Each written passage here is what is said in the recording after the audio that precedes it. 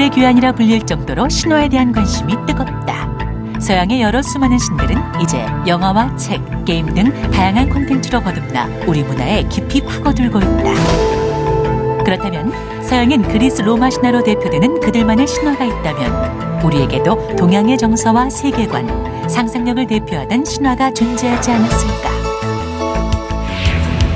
치유와 하백, 서왕모, 그리고 곤륜산, 항아와 옥도까지 들어본 듯 하면서도 낯설기만 한 우리의 동양 신화. 그 색다른 얘기거리가 가득한 동양 신화의 세계로 우리를 안내해줄 이화여자대학교 정재서 교수의 강의가 지금 시작된다.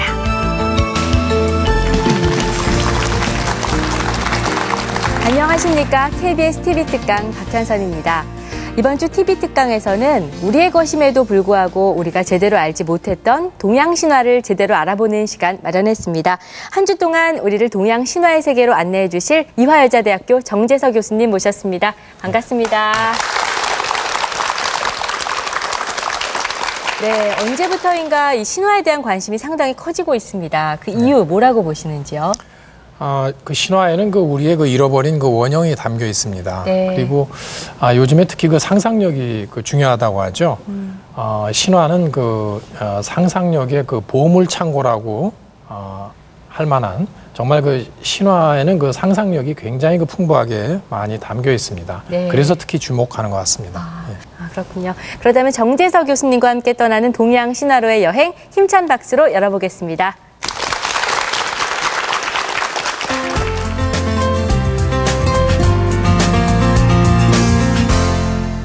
여러분들 지금 이 화면에 한번 그림을 봐주십시오.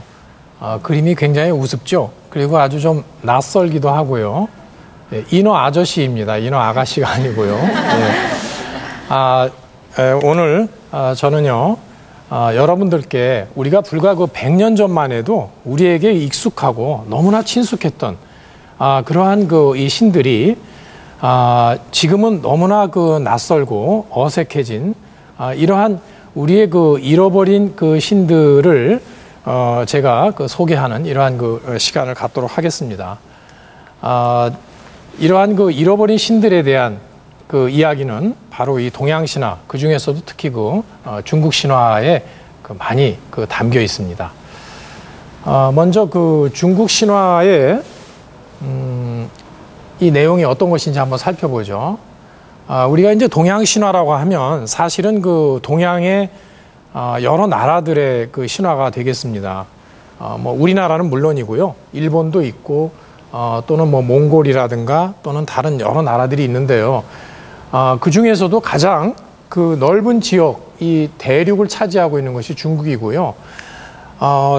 이 중국은 아주 원시 시대에는 지금의 중국 사람들뿐만 아니라 이 동양의 많은 민족들이 서로 이렇게 섞여서 살고 있었고요. 서로 문화를 교류하면서 그러면서 신화를 만들었죠. 그것이 오늘날의 이제 중국 신화로 이렇게 우리에게 전해지고 있는데요.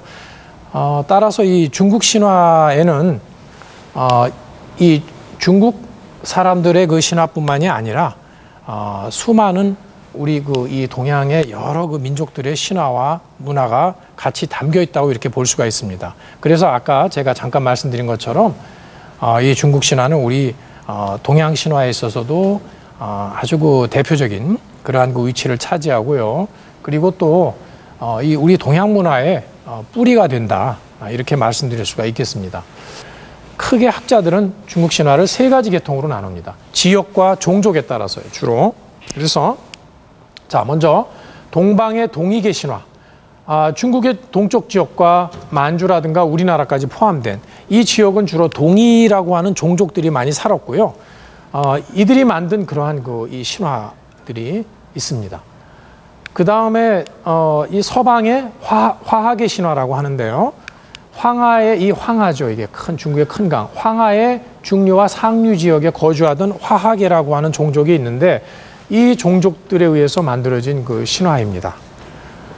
그 다음에는 이 남쪽에는 유명한 양자강이 있죠. 근데 양자강이라는 말은 중국 사람들은 잘 안 씁니다. 중국 사람들은 장강이라고 그러죠. 긴 강, 장강이죠. 이 장강 이남에는 주로 이 소수민족들이 많이 사는데 그 민족들을 주로 묘만계라고 이렇게 부릅니다. 그런데 이 묘만계 종족들에 의해서 만들어진 그 신화들이 있습니다. 자, 크게 이렇게 세 가지 계통, 동이계, 화하계, 묘만계 셋으로 나누는데요. 이 중에서 동이계하고 묘만계는 서로 어느 정도의 상관성이 있습니다. 왜 그러냐면 이 동이계 종족들이 이 해안을 따라서 묘만계, 이 남방으로 이주했기 때문에 신화적으로 서로 이렇게 상통하는 것이 굉장히 많습니다. 예, 먼저 그러면 그 각 계통의 그 내용에 대해서 말씀을 드리면요. 이 동이계 신화는 주로 이 종교적으로는 그 샤머니즘을 바탕으로 하고 있습니다. 그리고 그 새를 숭배하고요. 그리고 또 활을 잘 쏘는 민족이라고 그러죠. 동이라는 그 종족이요. 그래서 이 동이 종족의 그 문화는 우리나라하고도 굉장히 그 관련성이 있습니다. 자, 이 동이계 계통의 영웅으로서 유명한 사람이 그 예라고 하는 아주 그 활을 잘 쏘는 영웅인데 지금 그 그림이 그 나와 있죠. 그 다음에는 그 서방의 그 화하계 신화인데 이 서방의 화하계에서는 주로 그 용을 숭배합니다. 그리고 지금 그 그림에 나와 있는 황제라고 하는 아주 그 위대한 신이 있습니다. 중국 전체를 그 지배한 서양의 그 제우스에 해당하는 그러한 큰 신이죠.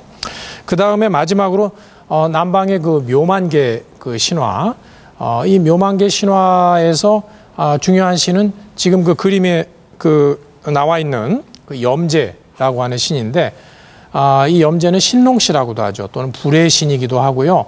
그리고 그 농업을 발명한 그러한 그 신입니다. 자, 이렇게 이제 그 대강 그 세 가지 계통으로 그 중국의 그 신화가 이루어져 있습니다. 그러면 그 이러한 그 중국 신화의 그 내용은 주로 이제 옛날 그 고전에 많이 그 담겨 있죠. 근데 그 중에서도 가장 그 중국 신화의 내용을 많이 담고 있는 오래된 책이 있습니다. 중국 신화의 그 원전이라고 할 수 있는 그 산해경이라고 하는 그 책입니다. 그래서 이 산해경이라고 하는 이 책은 지금부터 한 굉장히 오래전이죠. 중국의 그 전국 시대라고 하니까요. 상당히 그 오래전인데 2000년도 더 된 그런 시기에 그 이루어진 책입니다. 그래서 이 책은 무당들이 지었다고도 하는데 굉장히 그 신비한 여러 그러한 그 고대의 그러한 그 신들과 또는 괴물들과 또 이상한 그 인종들에 대한 그런 그 이야기들이 담겨 있고요. 게다가 그것과 아울러서 그것을 뒷받침하는 그 아주 그 신비한 그러한 그 그림들이 많이 그 담겨져 있습니다.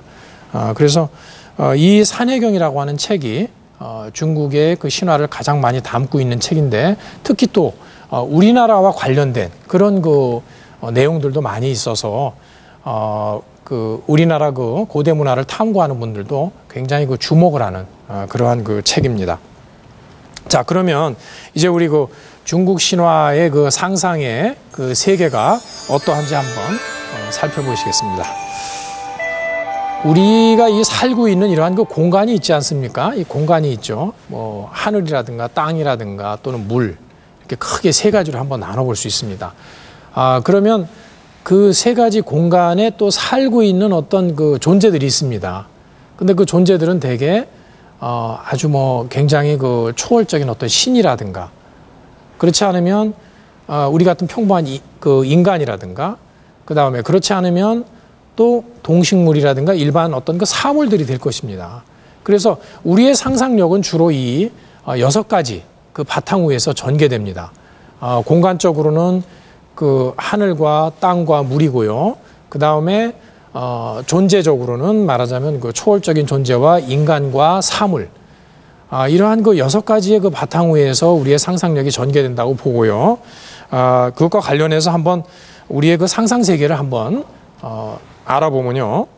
먼저 어떤 그 초자연적 존재가 맨 꼭대기에 있을 거고요. 뭐 신이라든가 이런 존재죠. 그리고 이러한 그 초자연적 존재는 또 정말 그 어떤 훌륭한 그런 상위적인 그 신과 같은 존재가 있고요. 또는 그렇지 않으면서도 우리와는 굉장히 다른 어떤 그런 그 세계에 살고 있는 좀 그 하위적인 이러한 그 존재가 있습니다. 그래서